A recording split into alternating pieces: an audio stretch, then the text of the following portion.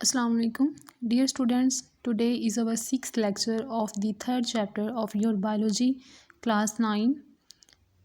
We are going to start the new lecture. The lecture is about the status of viruses. बेटा previous lectures में हम लोग kingdom of classifications के बारे में पढ़ चुके हैं। अगर हम लोग चैप्टर के स्टार्ट की बात करें तो सबसे पहले हम लोगों ने बायोडाइवर्सिटी के बारे में पढ़ा, उसकी टाइप्स पढ़ी। फिर हम लोगों ने उसके एम्स और उसकी क्लासिफिकेशन के बारे में बात की। हम लोगों ने टैक्सोनॉमी और सिस्टमैटिक्स को देखा। फिर हम लोगों ने टैक्सोनॉमिक हायरार्की को देखा। उसके बाद हम लोगों ने सिस्टम्स ऑफ क्लासिफिकेशन पढ़े। 2 kingdom system of classification, 3 kingdom system classification पढ़ा। और फिर हम लोगों ने 5 kingdom system of classification discuss करने के बाद हम लोगों ने प्रॉपर जो 5 किंगडम्स हैं उनको भी स्टडी कर लिया है। तो आज के लेक्चर में बेटा हम लोग डिस्कस करेंगे कि वायरसेस क्या होते हैं और बाइनोमियल नोमेनक्लेचर क्या होता है। वायरसेस के बारे में आपको अगर याद हो तो जूनियर क्लासेस में, प्रीवियस क्लासेस में आप लोगों ने पढ़ा है कि it is a link between living and non living organisms. ठीक है, यानी कि ना तो वायरस लिविंग होते हैं ना ही ये नॉन लिविंग होते हैं, बल्कि क्या है कि ये इन दोनों के दरमियान एक लिंक है। यानी कि एक तरफ लिविंग है, एक तरफ नॉन लिविंग है, तो उनके दरमियान में वायरसेस हैं। ना तो उनको हम लोग लिविंग में कंसीडर करते हैं, ना ही हम लोग उनको नॉन लिविंग ऑर्गेनिजम्स में कंसीडर करते हैं। Viruses are at border line. Border line का समझते हैं ना आप, यानी कि जिस तरह हमारी एक मुल्क की हदूद होती हैं, वहाँ पे हमारा बॉर्डर होता है, तो बॉर्डर लाइन पे वायरसेस भी खड़े होते हैं ना। वो जैसे कि अगर हम लोग वाघा बॉर्डर की बात करें तो पाकिस्तान, ना तो वायरसेस जो हैं ये पाकिस्तान की हदूद में इनको कंसीडर किया जाएगा, ना ही इनको इंडिया में कंसीडर किया जाएगा। तो ये एक बॉर्डर लाइन पे हैं, यानी कि लिविंग और नॉन लिविंग थिंग्स के दरमियान में जो एक स्टेटस है, वो स्टेटस किसका है? वो स्टेटस है वायरसेस का। Due to their crystalline nature, crystalline होते हैं क्रिस्टल लाइक, ठीक है, क्रिस्टलाइन नेचर की वजह से they are considered as non living, इनको नॉन लिविंग कंसिडर किया जाता है। इनको ये समझा जाता है कि ये नॉन लिविंग है, ये गैर जिंदा जानदार हैं, बेजान हैं, क्योंकि इनकी जो नेचर है वो क्रिस्टलाइन होती है। दे आर, आगे हम लोग इनकी प्रॉपर्टीज़ को अगर हम लोग देखें तो ये हैं, दे आर ए सेलुलर। बेटा ए जहाँ पे भी वर्ड आता है ना, ए मीन्स एब्सेंस। ए जो है ये किसी चीज़ की भी गैर मौजूदगी को शो करता है। A means absence. Viruses are acellular, यानी कि वायरसेस के पास सेल नहीं होता है। सेल तो एक जिंदा जानदार है। सेल के बारे में पता है ना हमें कि cell is the basic unit of life. Basic unit of life, point note करें, मैंने कहा है बेसिक यूनिट ऑफ लाइफ। तो लाइफ जो है उसका बेसिक यूनिट है सेल। तो मैं आपको अभी ये कह रही हूँ कि जो वायरसेस हैं वो ए सेलुलर हैं, वो नॉन लिविंग थिंग्स हैं। तो वायरस के पास तो सेल नहीं हो सकता ना। यही वजह है कि हम लोग ये कह रहे हैं कि viruses are acellular, that is मतलब for example they do not have cellular organization, इनके पास सेल्स नहीं हैं येट, बल्कि they show some characteristics of living organisms, बल्कि इनके दरमियान में कुछ खसूसियात ऐसी हैं जो कि लिविंग ऑर्गेनिजम्स की प्रॉपर्टीज़ हैं, जो करेक्टरिस्टिक्स लिविंग ऑर्गेनिजम्स के पास होती हैं। कुछ करेक्टर्स इनके लिविंग ऑर्गेनिज्म जैसे हैं, लेकिन ये नॉन लिविंग हैं, बल्कि नॉन लिविंग भी नहीं है, ना ये लिविंग है ना ये नॉन लिविंग है। अगर हम लोग ये देखें ना कि इनके पास सेल नहीं है, तो हम लोग ये कह सकते हैं कि ये नॉन लिविंग है, क्योंकि ज़िंदगी जो जिंदा जानदार है वो तो सेल्स पर मुश्तमिल है। तो अगर हम लोग इनकी कुछ ये खसूसियत देखें कि इनके पास डीएनए है, तो हम लोग ये कहते हैं कि ये जो है ये लिविंग ऑर्गेनिज्म है। लेकिन दोनों खसूसियात हैं, नॉन लिविंग वाले भी हैं, लिविंग वाले भी हैं। यही वजह है कि हम लोग इनको दरमियान में रखते हैं, बॉर्डर लाइन पे रखते हैं। हम लोग इनको ना तो लिविंग में कंसिडर करते हैं, ना ही हम लोग इनको नॉन लिविंग में कंसिडर करते हैं। लेकिन इनके पास जेनेटिक मटेरियल होता है, यानी कि इनका अपना डीएनए होता है। वायरसेस कंटेन आइदर आरएनए और डीएनए। वायरसेस के पास जो जेनेटिक मटेरियल होता है, या तो वो आरएनए होता है राइबो न्यूक्लिक एसिड, या फिर वो डीएनए होता है D oxy ribo nucleic acid.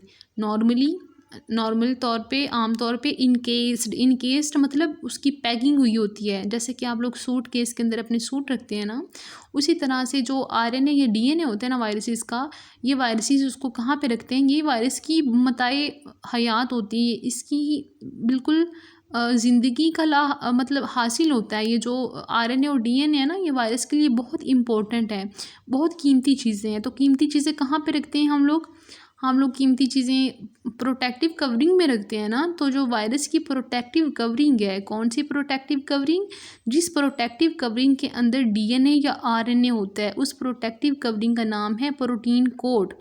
Virus के पास जो जेनेटिक मटेरियल होता है वो या तो डीएनए होता है या फिर वो आरएनए होता है, लेकिन इंसानों के पास ये दोनों होते हैं, याद रखना है आपने।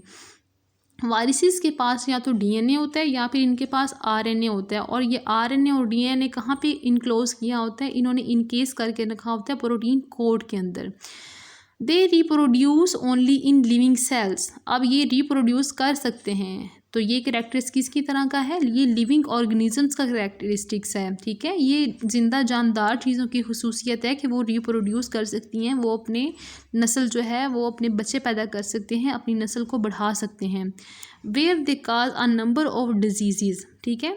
अब यहाँ पे मैंने बात की है कि ये रिप्रोड्यूस कर सकते हैं, लेकिन ये इतने गंदे बच्चे होते हैं, ये जिस जिंदा जानदार चीज़ के अंदर जाके रहते हैं उसकी बायोसिंथेटिक मशीनरी को यूज़ करते हैं, यानी कि उसकी जो मशीनरी होती है ना, जो उसकी प्रॉपर फंक्शनिंग में काम कर रही होती है, ये सारी की सारी उसकी मशीनरी को अपने कंट्रोल में ले लेते हैं और उसकी मशीनरी को यूज़ करके अपनी मर्ज़ी की प्रोटीन्स बनाते हैं, और बदले में वहाँ पे एक तो अपना नंबर इंक्रीज़ करते हैं, रिप्रोड्यूस अपने आप को करते हैं, और बदले में वहाँ पे बीमारियाँ फैलाते हैं, ठीक है। ये सिर्फ रिप्रोड्यूस तब करते हैं जब किसी लिविंग ऑर्गेनिज्म की बॉडी के अंदर मौजूद होते हैं। अदरवाइज़ अगर ये लिविंग ऑर्गेनिज्म के बाहर मौजूद हैं तो ये अपने आप को रिप्रोड्यूस नहीं कर सकते। प्रोड्यूस होता है पैदा करना, री का मतलब होता है दोबारा से। हम लोग कहते हैं ना कि रीन्यू, इसको दोबारा से नया बना दो, रिफ्रेश, इसको कंप्यूटर को दोबारा से रिफ्रेश करें। मतलब री जिसके साथ भी आ जाता है, इसका मतलब होता है कि वो दोबारा से काम करना है, ठीक है। They are not considered as organisms, यही वजह है कि इनको लिविंग ऑर्गेनिज्म कंसीडर नहीं किया जाता, लेकिन इनके अंदर कुछ प्रॉपर्टीज़, दो प्रॉपर्टीज़ ऐसी होती हैं जो कि लिविंग ऑर्गेनिजम्स की तरह की हैं। कौन कौन सी हैं, एक तो ये रिप्रोड्यूस कर सकते हैं, दूसरा इनके अंदर डीएनए या आरएनए शामिल होता है, ठीक है। And thus are not included in the 5 kingdom classification system, और यही वजह है कि इनको 5 किंगडम क्लासिफिकेशन सिस्टम में भी कंसीडर नहीं किया गया, क्योंकि इनको ज़िंदा जानदार ही नहीं समझा जाता। ये तब ज़िंदा होते हैं जब किसी ज़िंदा जानदार चीज़ के अंदर मौजूद होते हैं। ये तब रिप्रोड्यूस कर सकते हैं जब किसी ज़िंदा जानदार चीज़ के अंदर मौजूद होते हैं। Prions and viroids are also acellular particles. Prions और वायराइड्स भी वायरस की तरह के जानदार हैं जो कि जिनके पास सेल नहीं होता है, and are not included in the 5 kingdom classification system. और वायरस की तरह प्रियोन्स और वायराइड्स को भी 5 किंगडम क्लासिफिकेशन सिस्टम में कंसीडर नहीं किया जाता, क्योंकि इनके पास सेल ही नहीं है, इनके पास लाइफ ही नहीं है, ये जिंदा जानदार में शामिल ही नहीं हो सकते क्योंकि ये सेल के बगैर हैं, ठीक है। अच्छा, नेक्स्ट आपको पेपर में बहुत इंपॉर्टेंट शॉर्ट क्वेश्चन है, पेपर में आपको ये पूछा जा सकता है कि what are the prions, what is the difference between the prions and viroids. तो आप बता सकते हैं कि prions are composed of protein only, कि जो प्रियोन्स है, पी से याद रखने, पी से प्रियोन्स, पी से प्रोटीन। प्रायोन जो होते हैं ये सिर्फ प्रोटीन से मिलके बने हुए होते हैं, जबकि जो वायरॉइड्स होते हैं उसमें सर्कुलर आरएनए भी हो सकता है, ठीक है। प्रोटीन के अलावा सर्कुलर आरएनए भी हो सकता है। ये जो दोनों है ना, दोनों particles, both these particles have cause infectious disease in certain plants के साथ साथ ये एनिमल्स में भी डिजीज़ कर सकते हैं, लेकिन बुक में प्लांट्स का ही मेंशन किया हुआ है। Prions are composed of proteins only and the viroids are composed of circular RNA only. Both these particles cause infectious diseases in certain plants. जो प्रियोन्स हैं ये सिर्फ प्रोटीन से मिलके बने हुए होते हैं, और जो वायरॉइड्स हैं ये सिर्फ सर्कुलर आरएनए से मिलके बने हुए होते हैं। इनमें मौजूद तो हो सकती हैं प्रोटीन वायरॉइड्स में, लेकिन कभी कभार वो कोई 100 में से आधा केस होता है कि जब वायरॉइड्स में भी प्रोटीन मौजूद होती हैं, लेकिन ज़्यादातर इसमें मेजॉरिटी केसेस में यही होता है कि जो वायरॉइड्स हैं इनमें सर्कुलर आरएनए मौजूद होता है। ये जो दोनों पार्टिकल्स हैं ये प्लांट्स के अंदर डिजीज़ काज करते हैं। अच्छा, नेक्स्ट हम लोग देख लेते हैं बायनोमियल नोमेनक्लेचर। बायनोमियल नोमेनक्लेचर क्या है तो डिफ़ाइन कर लेते हैं इसको। बाइनोमियल नोमेनक्लेचर की आपको शॉर्ट क्वेश्चन पूछा जा सकता है। Binomial nomenclature is a method, ये एक ऐसा अमल है ऑफ गिविंग साइंटिफिक नेम्स, जिसमें साइंटिफिक नेम दिए जाते हैं। साइंटिफिक जो नाम है वो असाइन किए जाते हैं किसको, टू लिविंग ऑर्गेनिजम्स। एक ऐसा प्रोसेस जिसमें जो लिविंग ऑर्गेनिजम्स हैं उनको साइंटिफिक नेम असाइन किए जाते हैं, उनको दिए जाते हैं, उस प्रोसेस को बाइनोमियल नोमेनक्लेचर कहा जाता है। बाइनोमियल जो है ये नोमेनक्लेचर ये सजेस्ट करता है साइंटिफिक नेम किसी भी स्पीशी को। अब जो साइंटिफिक नेम दिया जाता है उसके दो हिस्से होते हैं। पहला हिस्सा जो होता है वो जीनस होता है और दूसरा हिस्सा जो है वो स्पीशी कहलाता है। ये जीनस और स्पीशी के बारे में हम लोगों ने टैक्सोनॉमिक हायरार्की के बारे में पढ़ा था ना, ये वही जीनस और वही स्पीशी हैं। यानी कि अगर हम लोग मैं इंसान की बात करूँ तो ह्यूमन बींग्स का जो है जीनस वो क्या है, वो है होमो, और जो इसकी स्पीशी है वो कौन सी है, सैपियन। तो इसका साइंटिफिक नेम क्या हुआ, होमो सैपियन। और अगर हम लोग पी की बात करें, मटर की बात करें, तो उसका जो जीनस है वो क्या है, वो पाइसम है, और जो उसका स्पीशी जो उसकी है वो है सैटिवम। तो उसका साइंटिफिक नेम क्या बना, पाइसम सैटिवम। तो जो साइंटिफिक नेम होता है ये दो हिस्सों पर मुश्तमिल होता है। पहले हिस्से को जीनस कहा जाता है जबकि दूसरे हिस्से को स्पीशीज़ कहा जाता है। कार्लस लिनियस जो है ये 1707 में पैदा हुआ था।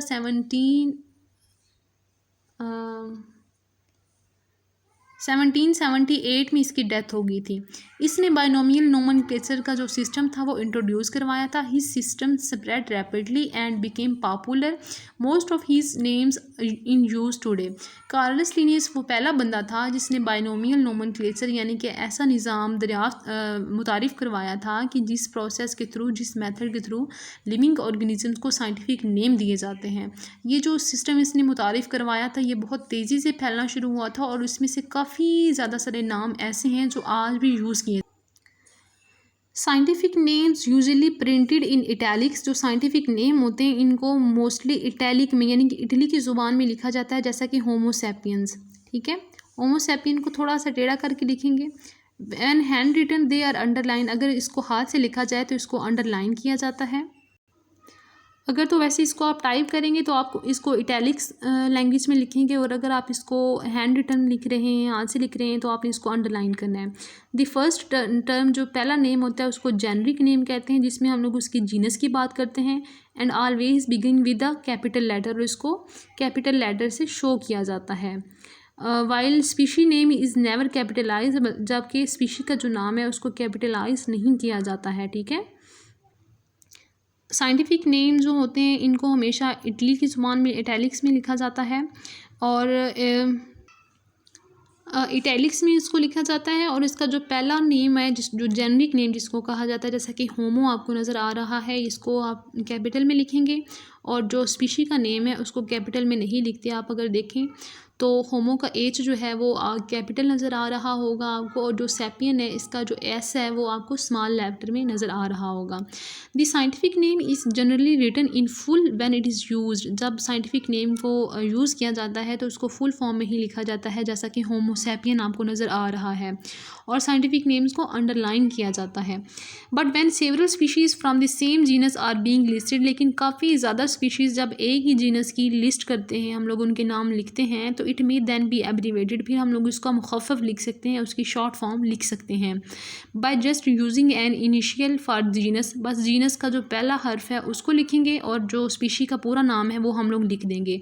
जैसा कि एस्कर्शिया कोलाई एक बैक्टीरिया का नाम है, जब हम लोग इसकी काफ़ी ज़्यादा सारी स्पीशीज़ को यूज़ करेंगे तो हम लोग एस्कर्शिया की एक होगी एस्कर्शिया कोलाई, एक कोई और होगी एक्सकर्शिया स्ट्रेप्टोकोकस होगी, तो हम लोग क्या लिखेंगे, ई कोलाई और ई स्ट्रेप्टोकोकस, क्योंकि ई जो है ये रिपीट हो रहा है। जो ई क्या है हमारे पास, ये जेनरिक नेम है और ये रिपीट हो रहा है, तो हम लोग सिर्फ इसका फर्स्ट कैपिटल लेटर लिख देंगे और जो स्पीशी है उसका प्रॉपर नेम लिख देंगे। ये वो रूल्स हैं जो कि साइंटिफिक नेम्स लिखते हुए फॉलो किए जाते हैं। अच्छा, अब यहाँ पे क्वेश्चन ये है कि जो साइंटिफिक नेम्स हैं वो क्यों दिए जाते हैं। क्या मतलब साइंटिस्ट को मुसीबत पड़ी हुई थी, कितने मुश्किल मुश्किल जो नाम है वो रख दिए उन्होंने। मतलब ऐसा ठीक नहीं था कि सिंपल नेम्स होते, कॉमन नेम्स जो हम लोग यूज़ करते हैं वही हम लोग याद कर लेते। साइंटिफिक नेम्स थोड़ी डिफ़िकल्ट होते हैं ना, तो क्या मतलब मसला था, साइंटिस्ट ने क्यों नेम्स ये चूज़ किए? तो इस नेम चूज़ करने की रीज़न ये थी कि दुनिया के मुख्तलिफ़ हिस्सों में, दुनिया के मुख्तलिफ़ इलाकों में, मुल्क के मुख्तलिफ़ जो एरियाज़ थे वहाँ पे हर चीज़ के, हर लिविंग ऑर्गेनिज़म का अलग अलग नाम था। जैसे कि हम लोग ये बात कर लें कि अनियन की अगर बात करें, अनियन प्याज, उर्दू में इसको प्याज कहा जाता है, जबकि पाकिस्तान के मुख्तलिफ़ इलाकों में इसको गंडा, वसल या बसल कहा जाता है। तो जब साइंटिस्ट ने अनियन पे काम किया तो एक साइंटिस्ट ने, पाकिस्तान में रहने वाला साइंटिस्ट था, उसने काम करके भेजा अमेरिका में। तो अमेरिका वाले ने कहा कि ये पता नहीं बसल और गंडा क्या है, उसको तो समझ ही नहीं आई। अब अगर उसने पाकिस्तान में रहने वाले जो साइंटिस्ट है उसने अगर इस्लामाबाद में सेंड किया अपना काम, तो इस्लामाबाद वालों को तो नहीं पता होगा कि गंडा, बसल और बसल क्या होता है। उसको तो यही पता है ना कि प्याज होता है, तो वो कंफ्यूज हो जाएगा कि पता नहीं क्या है, पता नहीं ये क्या चीज़ है। तो इस कन्फ्यूजन से बचने के लिए हर चीज़ को, हर लिविंग ऑर्गेनिज्म को साइंटिफिक नेम दिए गए, ताकि दुनिया में किसी भी हिस्से में अगर हम लोग उस चीज़ का नाम लें तो हर बंदे को पता होना चाहिए कि ये इस लिविंग ऑर्गेनिज्म की बात कर रहे हैं, ताकि किसी भी किस्म की कन्फ्यूजन जो है वो ख़त्म हो जाए। तो common names of organisms cause many problems, जो कॉमन नेम थे उनकी वजह से काफ़ी ज़्यादा प्रॉब्लम्स आई थी, क्योंकि कॉमन नेम्स हर जगह पे डिफरेंट थे। Different regions have different names for the same organisms. Urdu में प्याज कहा जाता है, अनियन को इंग्लिश में अनियन कहा जाता है, इंग्लिश में पंजाबी में इसको गंडा, वसल या बसल कहा जाता है। तो साइंटिफिक नेम इसका है एलियम सीपा। क्या नेम है? Allium cepa. इसी तरह से जो हमारे पास फ़िश है, एक वर्टिब्रेट एनिमल है जिसके गिल्स और फिन्स होते हैं। गिल्स इसके वो ये नेक के करीब जो फेफड़े होते हैं जहाँ से ये हवा लेनी होती है, फिन्स इसके पर होते हैं जिसकी मदद से ये स्विम करती है। इसके भी डिफरेंट नेम्स है, कुछ लोग इसको कॉमन नेम वो होते हैं जो आम नाम जो हम लोग घर में यूज़ करते हैं। सिल्वर फ़िश कहा जाता था, क्रे फ़िश कहा जाता था, जेली फ़िश या फिर स्टार फ़िश। तो इसकी वजह से भी काफ़ी कन्फ्यूजन होती थी, तो साइंटिस्ट ने इसका भी साइंटिफिक नेम दिया। वो साइंटिफिक नेम था एस्टेरियस र्यूबेंस। आप लोग ये देख लें कि साइंटिफिक नेम्स को मैंने अंडरलाइन करके लिखा हुआ है, और उसका जो फर्स्ट जेनरिक नेम है वो कैपिटल में लिखा हुआ है मैंने, और जो उसका सेकंड स्पीशीज़ नेम है वो मैंने स्मॉल लेटर से स्टार्ट किया हुआ है। इसी तरह जो थर्ड एग्जांपल आपकी बुक में मेंशन है वो है हाउस क्रो, ये जो घरों में रहने वाले कौवे हैं। क्रो, इसका कॉमन नेम हाउस क्रो है, और इसका जो साइंटिफिक नेम है कॉर्वस स्प्लीडेंस है। तो इसी तरह जो साइंटिफिक नेम्स हैं ये इसलिए दिए जाते हैं ताकि किसी भी किस्म की जो कन्फ्यूजन है उससे बचा जा सके। तो बेटा आज के लेक्चर में हम लोगों ने वायरसेस की बात की। हम लोगों ने ये कहा कि जो वायरसेस हैं ये एक बॉर्डर लाइन पे हैं, ये ना तो लिविंग में कंसिडर इनको किया जाता है ना नॉन लिविंग में। इनकी क्रिस्टलाइन नेचर है जिसकी वजह से इनको नॉन लिविंग समझा जाता है। ये ए सेलुलर है, इनके पास कोई अपना सेल नहीं होता है, लेकिन इनके कुछ ऐसे करेक्टरिस्टिक्स हैं जिसकी वजह से हम लोग इसको कभी कभी लिविंग में कंसिडर करते हैं। पहला करेक्टर तो ये है कि इनका अपना DNA होता है। DNA मतलब इनका अपना विरासती मादा होता है। इनका अपना जो जेनेटिक मटेरियल है वो या तो DNA हो सकता है या फिर वो RNA होता है। इसको उन्होंने प्रोटीन कोट में कवर करके रखा हुआ होता है। और दूसरा इसका लिविंग की तरह का ये करैक्टरिस्टिक्स है कि ये रिप्रोड्यूस कर सकते हैं, लेकिन ये तब रिप्रोड्यूस करेंगे जब ये लिविंग ऑर्गेनिज्म की बॉडी में मौजूद होते हैं। ये जिस लिविंग ऑर्गेनिज्म की बॉडी में मौजूद होते हैं वहाँ पे उसकी मशीनरी को अपने इख्तियार में ले लेते हैं, अपनी मर्ज़ी की प्रोटीन्स बनवाते हैं वहाँ से, और बदले में उसको बीमारियां दे देते हैं। प्रियॉन्स और वायरॉइड्स जो हैं ये भी ए सेलुलर पार्टिकल्स हैं, ये भी वायरस की तरह ही के होते हैं, ये बीमारियां फैलाते हैं प्लांट्स के अंदर। जो प्रियॉन्स हैं ये प्रोटीन से मिलकर बने हुए होते हैं, और जो वायरॉइड्स होते हैं ये सर्कुलर RNA से मिलकर बने हुए होते हैं। नेक्स्ट हम लोगों ने बाइनोमियल नोमेनक्लेचर की बात की। ये एक ऐसा प्रोसेस था जिसके ज़रिए जो इस मेथड के ज़रिए थ्रू जो डिफरेंट ऑर्गेनिजम्स हैं, लिविंग ऑर्गेनिजम्स, उनको साइंटिफिक नेम्स दिए जाते हैं। सबसे पहले ये कार्लस लिनियस ने ये सिस्टम इंट्रोड्यूस करवाया था, और ये इतना फेमस हुआ था कि आज भी इसी मतलब जो कार्लस लिनियस ने नेम्स शो किए थे आज भी साइंटिफिक नेम्स वही यूज़ किए जाते हैं। नेक्स्ट अगर हम लोग साइंटिफिक नेम्स के रूल देख लें तो जो साइंटिफिक नेम है अगर आप प्रिंट में लिख रहे हैं तो आप उसको इटैलिक्स में लिखेंगे, और अगर आप लोग उसको इटैलिक्स में थोड़ा सा टेढ़ा करके लिखा जाता है, और अगर आप लोग उसको हैंड रिटन हाथ से लिख रहे हैं तो आप उसको अंडरलाइन करेंगे।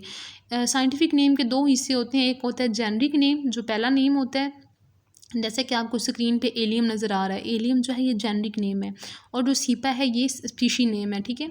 जो जेनरिक नेम है इसको हमेशा कैपिटल लेटर से स्टार्ट करते हैं और जो स्पीशी नेम है इसको स्मॉल लेटर से स्टार्ट किया जाता है, ठीक है। उसके बाद अगर एक ही जो जेनरा है, हाँ जी, जब काफ़ी ज़्यादा सारी स्पीशीज़ एक तरह की स्पीशीज़ की बात हम लोग कर रहे होते हैं तो हम लोग उसका जेनरिक नेम जो है उसको एब्रीवेशन में लिख सकते हैं, जैसा कि एस्कर्शिया कोलाई। उसके बाद मैंने आपको ये बताया कि दुनिया के मुख्तलिफ़ हिस्सों में हर जानदार के अपने अपनी तरह का अपने इलाके की निस्बत से उन्होंने नाम दिया हुआ था। तो ये चीज़ बड़ी कन्फ्यूजन क्रिएट करती थी। तो इस कन्फ्यूजन से बचने के लिए जो डिफरेंट साइंटिस्ट हैं उन्होंने लिविंग ऑर्गेनिजम्स को साइंटिफिक नेम दिए। आपकी बुक में 3 साइंटिफिक नेम दिए गए हैं। अनियन का नेम है एलियम सीपा। कॉमन जो सी स्टार है, स्टार फिश, इसका नाम है एस्टेरियस ल्यूबेंस। और जो हाउस ग्रो है इसका नाम है कॉर्वस सिब्रिलैंडस। राना टिग्रीना फ्रॉग का साइंटिफिक नेम है और जो मस्टर्ड प्लांट है उसका साइंटिफिक या बोटानिकल जो नेम है वो ब्रासिका कंप्रेसरिस है। ये आप लोग चैप्टर 1 में पढ़ चुके हैं। इंशाल्लाह नेक्स्ट लेक्चर में हम लोग कंजर्वेशन ऑफ बायोडाइवर्सिटी टॉपिक को पढ़ेंगे कि हम लोग बायोडाइवर्सिटी को किस तरह से सेव रख सकते हैं।